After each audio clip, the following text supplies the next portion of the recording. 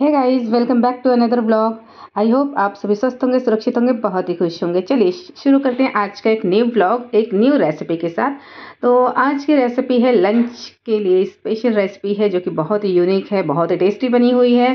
तो टाइम लगभग ये हो रहा है, सुबह के 10 बज रहे हैं और गली में सब्जी वाला आया था और मैं गई वहाँ पे। मुझे ना भिंडी काफ़ी अच्छी दिखी तो मैं भिंडी ले आई हूँ। फिलहाल इस समय भिंडी और लौकी, मतलब जो गर्मियों की सब्जियां हैं ना, बहुत दिखती हैं और इस समय सस्ती भी मिल रही हैं फ़िलहाल।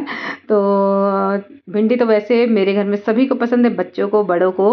और पहले भी मैं आप लोगों के साथ भिंडी की रेसिपी शेयर कर चुकी हूँ। मैंने पहले ही बताया था कि मैं भिंडी की ना रेसिपी बनाती हूँ, भिंडी की सब्जी को कई तरह से बनाती हूँ। तो आज एक डिफरेंट रेसिपी आप लोग के लिए लेकर आई हूँ, जो मेरी फैमिली को काफ़ी पसंद है।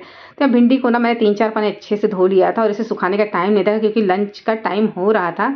तो फिलहाल मैंने भिंडी को यहाँ इस तरह से गोल गोल काट लिया है। ऊपर के पार्ट और नीचे का पार्ट मैं काट कर निकाल देती हूँ। फिलहाल और भी चीज़ें जो मुझे ज़रूरत की थी, प्याज और लहसुन को ले लिया है। हाँ, आप चाहो तो मतलब इस रेसिपी में प्याज और लहसुन को स्किप कर सकते हो, लेकिन इसका जो मेन टेस्ट है ना, प्याज और लहसुन से ही बना हुआ है। अगर आपको बिना प्याज लहसुन की रेसिपी चाहिए भिंडी की, तो प्लीज़ मुझे कमेंट्स करके बताइए, मैं वो भी आप लोग के साथ जल्द ही शेयर करूँगी। तो चलिए, यहाँ पर कढ़ाई गैस पर रख दी है और यहाँ जीरा निकाल लिया कि जो कोई ज़रूरत की चीज़ें हैं मैं उन्हें सब एक साथ रख ले रही हूँ। जीरा राई ले लिया है। अब डालते हैं कढ़ाई में सरसों का तेल। हाँ, इस सब्जी का जो मेन टेस्ट रहता है ना, सब सरसों के तेल में ही होता है। और सरसों के तेल में ना सब्जियां, मैं कई सब्जियां बनाती हूँ और वो टेस्टी बनती हैं। तो चलिए, तेल गर्म होता है, यहाँ पे राई डाल दी, थोड़ा सा जीरा डाल दिया था और जैसे लाल हुआ ना, भिंडी पलट दी है। तो भिंडी क्वांटिटी में करीब आधा किलो से ज़्यादा की भिंडी, यानी करीब 750-800 ग्राम भिंडी है ये, जिसे मैं यहाँ पर कट करके रख लिया था। और बस इसे तुरंत मैंने काटने के बाद इस तरह से कढ़ाई में डाला है और हाई फ्लेम पर, मैंने फ्लेम हाई रख दी है और उसे 3 से 4 मिनट बस हमें खुले में ही पकाना है। और यहाँ पर साथ के साथ मैं प्याज को भी चॉप कर ले रही हूँ, इसी तरह से एकदम फाइनली चॉप कर लो। आप चॉपर का इस्तेमाल कर सकते हो, फिलहाल मैंने चाकू से ही इस तरह से काट लिया है बारीक बारीक एकदम। बस ये 2 प्याज लिए हैं मैंने, 3 प्याज लिए थे, एक साइड में रख दिया है, मुझे उसकी ज़रूरत नहीं लगी। और अब भिंडी को देखो इस तरह से पकाते हुए 3 से 4 मिनट हुए थे और यहाँ पर मैं हल्दी ऐड कर दे रही हूँ और बस हल्दी के साथ मिला दिया है भिंडी को और 2 मिनट और भूना है। ये देखो भिंडी ना अच्छी तरह से थोड़ी हल्दी के साथ मिल गई थी। यहाँ पर लहसुन, थोड़ी सी कश्मीरी लाल मिर्च ली है मैंने और यहाँ पर धनिया पाउडर ले लिया है। अब इनको ना अच्छी तरह से मैं कूट ले रही हूँ और ज़रूरत पड़ेगी तो पानी का छींटा भी हम इसमें लगा लेंगे। अच्छी तरह से इसे कूट लेना, आप मिक्सर जार में भी कर सकते हो। और सच बताऊँ ना, ये मसाला जो मैं बना रही हूँ ना, इससे इस सब्ज़ी का टेस्ट बहुत ही ज़बरदस्त आता है। बीच बीच में मैंने भिंडी को भी चेक किया है और भिंडी ना हल्की हल्की सॉफ्ट हो रही थी और बस इसी तरह से मैंने इसे पका लिया। ये देखो भिंडी में कोई भी वो लसलसाहट होती है ना, नहीं दिख रही होगी आपको। और बस इसी तरह से पकाते हुए जब 2 मिनट हुआ ना, जैसे हल्दी डालने के बाद, फिर मैंने प्याज ऐड कर दिया था और प्याज को भी इसे अच्छी तरह से मिला लेना है। बस प्याज को हम सॉफ्ट होने देंगे और इस स्टेज पर प्याज मिलाने के बाद हम करेंगे गैस का फ्लेम लो और 2 से 3 मिनट के लिए इसे मतलब सॉरी, लो फ्लेम पर हम इसे सॉफ्ट होने देंगे प्याज को। और अब मैं यहाँ पर आटा भी ले रही हूँ, क्योंकि मैं यहाँ पर पराठों के साथ ये रेसिपी शेयर करने वाली हूँ और पराठे भी कोई सिंपल पराठे नहीं बनाऊँगी, पराठों में भी कुछ ट्विस्ट करेंगे। तो चलिए, यहाँ पर आटा ले लिया है और पता है आटा आज क्या हुआ मेरे साथ, आटा मैं लगा रही थी और फिर मुझे ध्यान आया ना, मैंने कहीं किसी वीडियो में देखी थी, कभी कभी ना आटे में थोड़ी हल्दी डालकर भी बनाना चाहिए, अच्छा होता है फैमिली के लिए। मतलब बोलते हैं ना कि माता लक्ष्मी प्रसन्न होती है, ऐसे कई रील्स मैंने देखी हैं। तो फिलहाल आज मेरे ध्यान में ये है, चलो आज आटे में ना थोड़ी सी हल्दी डाल दूँ, देखने में भी अच्छा लगता है। तो मैंने बाद में हल्दी डाला, फिर आटे को लगाकर बस एक सॉफ्ट आटा लगाया है और बस यहाँ पर साइड में रख दिया है। फिर ये मसाला जो मैंने तैयार किया था ना, हल्के से पानी के छींटे मुझे डालने पड़े थे और इतनी देर में ये देखो भिंडी हल्की हल्की लाल भी हो गई थी और प्याज भी सॉफ्ट हो गए थे। बस अब यहीं पर हम ऐड करेंगे नमक स्वादानुसार। तो नमक यहाँ पर ऐड कर दिया था और बस नमक अच्छी तरह से मिला लिया है।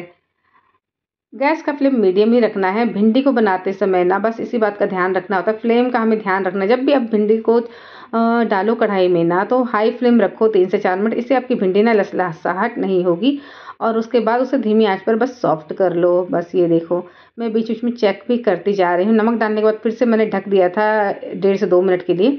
अब इसके बाद मैं यहाँ पर जो मसाले हैं ना, वो ऐड कर दे रही हूँ और इन मसालों का टेस्ट इतना गज़ब का आ रहा था ना भिंडी में, यकीन मानिए बहुत ही ज़बरदस्त। तो बस ये मसाले ऐड कर दिए और इसे अच्छी तरह से भिंडी में मिला दिया है मैंने। मसाले डालने के बाद बस मीडियम फ्लेम पर मैंने 2 से 3 मिनट इसको पकाया है और बस इतनी ही देर में भिंडी अच्छी तरह पक भी गई थी और इन जो मसाले डाले हैं ना ये भुन भी गए थे। इतना अच्छा टेस्ट इनका आ रहा था। ज़्यादा समय भी नहीं लगता है इसको बनाने में, बहुत ही कम टाइम में इतनी टेस्टी भिंडी की सब्ज़ी आप बना सकते हो। इसे आप लंच बॉक्स में, टिफ़िन में आराम से डिनर में, ब्रेकफ़ास्ट में, लंच में आप आराम से बना सकते हो और सच बताऊँ ना, बच्चे और बड़े सभी इसके फ़ैन हो जाएँगे। इस भिंडी की रेसिपी को इतनी ज़बरदस्त और टेस्टी बनती है। आप इसे दाल-चावल के साथ सर्व कर सकते हो, पराठे, रोटी, पूड़ी के साथ सर्व कर सकते हो। बहुत ही टेस्टी भिंडी बनकर तैयार हो जाती है। ये देखो मैंने भिंडी को अच्छी तरह से पका लिया था और भिंडी अच्छी तरह से सॉफ्ट हो चुकी है। बस बहुत ही अच्छी तरह से सब्ज़ी पक गई थी और बनाने में ज़्यादा समय भी नहीं लगता है। फिर इसे ढक दिया था। बस अब मेरी सब्ज़ी तैयार है। मैंने गैस का फ्लेम बंद किया और ये रख दिया साइड में कढ़ाई को और फिर मैंने यहाँ पर तवा निकाला। अब चलते हैं अपने पराठों की तरफ। हाँ जी, बहुत ही सिंपल तरह का पराठा है, लेकिन अक्सर लोगों की दिक्कत होती है कि इस तरह के पराठे लोगों से बनते नहीं हैं अच्छे। और कभी-कभी ऐसा होता है ना, गैस देखो ऑन थी और मेरे ध्यान से निकल गया और मैंने तवा रखने के बाद फिर चेक किया तो मुझे याद है गैस तो मैंने ऑन ही छोड़ी थी कढ़ाई हटाने के बाद। कभी-कभी काम करते-करते ना दिमाग इस तरह से हो जाता है कि कुछ चीज़ें हम भूल जाते हैं। तो चलिए, और गर्मी भी बहुत ज़बरदस्त हो रही है। फ़िलहाल यहाँ पर मैंने इस तरह से लोई ले ली है। हाँ, मैं आप लोगों के साथ शेयर करूँगी लच्छा पराठा की रेसिपी। कई लोगों की ये शिकायत होती है कि लच्छा पराठा बनता नहीं है और बनते हैं तो उनके लच्छे निकलते नहीं हैं। तो आज बस वही रेसिपी शेयर करूँगी। आटे में कुछ भी नहीं मिला है, नॉर्मल गेहूँ का आटा मैंने लगाया और हल्दी डाली है, बस नमक भी नहीं डाला और इस तरह से सॉफ्ट आटा लगाया है, जैसे फुलकों के लिए लगाते हैं। बस उसे इस तरह से ना बेल लिया है और यहाँ पर मैं ना सिर्फ़ 2 पराठे आप लोग के साथ शेयर करूँगी क्योंकि वो काफ़ी गर्मी हो रही थी और वक़्त भी ज़्यादा हो रहा था, वीडियो ज़्यादा लंबी हो जाएगी। तो बस इस तरह से 4 रोटियाँ मैंने बेल ली हैं। ये देखो इस तरह से बेल कर मैं पहले 4 रोटियाँ रख ले रही हूँ। बाकी तो ये बस नैतिक को पराठे खाने हैं और गुप्ता जी ने एक पराठे खाने हैं क्योंकि गुप्ता जी को ना तेल वाली चीज़ें बहुत कम पसंद हैं, तो वो सिंपल रोटियां खाना पसंद करते हैं। बस यहाँ पर मैंने बस एक रोटी पे इस तरह से ऑयल लगाया, हल्का सा सूखा आटा छिड़का और फिर उसके ऊपर एक दूसरी रोटी इस तरह से रख दी है और उसे अच्छी तरह से इसके ऊपर सेट कर दिया है इस तरह से। बस अब इसके ऊपर ना हल्का सा हम तेल लगा लेंगे। बस हाँ, अच्छी तरह से पूरे रोटी पे इस तरह से तेल को फैला लेना है और कुछ भी नहीं, बस सिंपल सी ट्रिक्स है। अगर आप फॉलो करोगे तो बहुत अच्छी रोटी बन जाती है। कभी-कभी हमें लगता है ना कि लच्छा पराठे में शायद आटे में कुछ और मिलाया जाता होगा, जिससे लच्छे निकलते हैं। बिल्कुल नहीं, नॉर्मल गेहूँ के आटे की जो रोटियाँ बनती हैं उसी से लच्छे आराम से निकलते हैं। बस तेल लगाने के बाद इस तरह से मैंने पतली-पतली स्ट्रिप्स काट ली है, ये देखो। बस और ये देखो आपको साइड से दिख भी रहा होगा आटा कितना सॉफ्ट और पतला बेला है मैंने, किस तरह से ना आटा काटते समय स्ट्रिप्स साइड में निकल भी गई थी। बस इस तरह से मैंने ना सभी को इस तरह से एक कर लिया है और एक करने के बाद बस इससे इस तरह से हाथों से ना दबा देना है और हल्का सा तेल ऊपर से लगा देना है। हाँ, इसे थोड़ा लंबा ज़रूर कर लेना। बस इसे लंबा करने के बाद ना हम इस तरह से फ़ोल्ड कर देंगे, ये देखो बस इस तरह से फ़ोल्ड करना है और नीचे से इस तरह से इसको दबा देना है, ये देखो। बस इसे दबाकर अब मैं इसे साइड में रख दूँगी और दूसरी भी पराठा की लोई मैं आपको बनाकर दिखा देती हूँ। फिर दोनों पराठे मैं एक साथ ही सेकूँगी, ये देखो। ये देखो आराम से इसमें स्ट्रिप्स कितनी आराम से दिख रहे हैं ना। बस इस तरह से दूसरी रोटी भी मैंने यहाँ बेल ली है और देखो हल्का तेल लगाया, फिर ऊपर से सूखा आटा छिड़का, फिर दूसरी रोटी रखी इसके ऊपर और उसके ऊपर भी फिर हल्का-हल्का तेल लगाया है मैंने। और बच्चों को दो ना इस तरह से कभी-कभी तो काफ़ी खुश हो जाते हैं बच्चे और काफ़ी पसंद भी करते हैं। और आज तो गुप्ता जी ने भी तारीफ़ की थी कि हाँ, पराठे तो काफ़ी अच्छे बने थे। हाँ, मतलब सिंपल पराठा है लेकिन फिर भी काफ़ी अच्छा लगा कि उसके लेयर्स इतने अच्छे से खुल गए थे ना, बहुत अच्छा लगा। फिर ये देखो पतली-पतली स्ट्रिप्स काटी, फिर इस तरह से इसको एक कर लिया और बस इसी तरह से पराठे आप पहले ना जब भी बनाओ। हाँ, ये पराठा थोड़ा-सा मोटा बनता है नॉर्मल पराठों से और लोइयाँ सब इकट्ठे बना के रख लो और उसके बाद बेलो, फिर आराम से पराठे बहुत जल्दी बन जाते हैं क्योंकि इस पराठे को ना थोड़ा बेलने में समय लग जाता है। तो इस तरह से मैंने फ़ोल्ड किया, ये देखो थोड़ा-सा लंबा करने के बाद तेल लगा फ़ोल्ड कर लिया और नीचे दबा दिया है। अब इस पे ना सूखा आटा भी लगाने की कोई ज़रूरत नहीं है, ऐसे ही इसको बेल देना है, ये देखो। बस मैंने हल्के-हल्के हाथों से ना इस तरह से बेल दिया है इसको। बस इसी तरह से बड़ा कर लेना है। हाँ, मैंने आज थोड़ा पराठे का साइज़ थोड़ा बड़ा ही कर दिया था पतला करने के चक्कर में। एक्चुअली पराठे थोड़े थिक होते हैं लेकिन गुप्ता जी को ना थोड़ा थिक पराठे पसंद नहीं, तो पतला करने के चक्कर में थोड़ा बड़ा ही हो गया था ये। बस तवा गर्म हुआ, मैंने उस पे डाल दिया था और जब तक पराठा सिक रहा था ना, मैं दूसरा पराठा भी मैंने बेल कर तैयार कर लिया है। बस जैसे ही ऊपर से पराठे ने कलर चेंज किया ना, मैंने उसे पलट दिया और फिर बस पलट कर हम तेल लगा लेंगे, या तेल या घी जो भी आप प्रेफर करते हो। ये देखो बस पलटने के बाद हल्का हल्का तेल लगा के दोनों साइड पे सुनहरा होने तक हमें इसे सेक लेना है। और सेकते समय ही आप देखोगे ना इसके लेयर्स दिखती हैं। ये देखो आपको दिख भी रहा होगा, इसकी लेयर्स आराम से दिखती हैं और लेयर्स खुल भी जाती हैं। ये देखो काफ़ी अच्छा पराठा सिक गया था, और ये देखो साइड साइड से आपको दिख रहा होगा लेयर्स खुल भी रही हैं। काफ़ी अच्छा लच्छा पराठा बनकर तैयार हो जाता है। और कभी कभी ना इस तरह से अपने मतलब रेसिपीज़ में डिफरेंट डिफरेंट थोड़ा बनाकर नॉर्मल चीज़ों को, सिंपल चीज़ों को हम सर्व करते हैं ना, तो वो काफ़ी फैमिली में पसंद भी किया जाता है।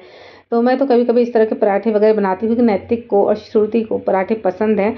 नॉर्मली ब्रेकफ़ास्ट में पराठे ही पसंद है। सर्दियों में तो हमारे यहाँ रोज़ ही बनते हैं पराठे, लेकिन गर्मियों में भी कभी-कभी तो मतलब पराठे ही चल जाते हैं। फिर देखिए इस तरह से दोनों तरफ से मैंने दूसरे पराठे को भी सेक लिया है, और मैं दिखाऊंगी भी आपको इसे तोड़कर कितनी अच्छी तरह से इसके लच्छे बन रहे हैं। और काफ़ी अच्छा पराठा है, बनकर सिक गया था। ये देखो एकदम सॉफ्ट भी बने हैं, और काफ़ी अच्छे मतलब लच्छे भी इसके खुल गए। चलिए तो सर्व करते हैं अपनी लंच की ये थाली। यहाँ पर भिंडी की सब्जी मेरी बहुत ही अच्छी बनकर तैयार हुई थी, और बहुत ही सॉफ्ट बनी थी। भिंडी गल गए थे अच्छी तरह से, और इतनी टेस्टी लगे थे ना। जो लहसुन का मसाला हमने डाला है ना, इससे ये भिंडी की सब्ज़ी काफ़ी टेस्टी लगी थी। तो ट्राई करना ये रेसिपी, और प्लीज़ कमेंट्स करके बताना कि आपकी फैमिली में ये रेसिपी कैसी लगी। आई होप ये रेसिपी आपको बहुत पसंद आएगी। तो रेसिपी पसंद आई है आपको, मुझे पूरी उम्मीद है। तो लाइक का बटन ज़रूर दबा देना। मेरी रेसिपी को अपनी फैमिली, फ्रेंड्स, रिलेटिव्स के साथ शेयर करना, और चैनल पर पहली बार है सब्सक्राइब जरूर कर देना। और मेरी चेहरा देखकर आपको लग रहा होगा कितनी गर्मी हो रही, सिंदूर पसीने से बह चुका है। और ये देखो पराठा मैं आपको तोड़कर दिखा रही हूँ यहाँ पर। ये देखो लच्छे आराम से इसके देखो कितने बारीक बारीक लच्छे खुल जाते हैं, और काफ़ी अच्छा लच्छा पराठा बनकर तैयार हो जाता है। तो चलिए उम्मीद करती हूँ रेसिपी आपको पसंद आई होगी।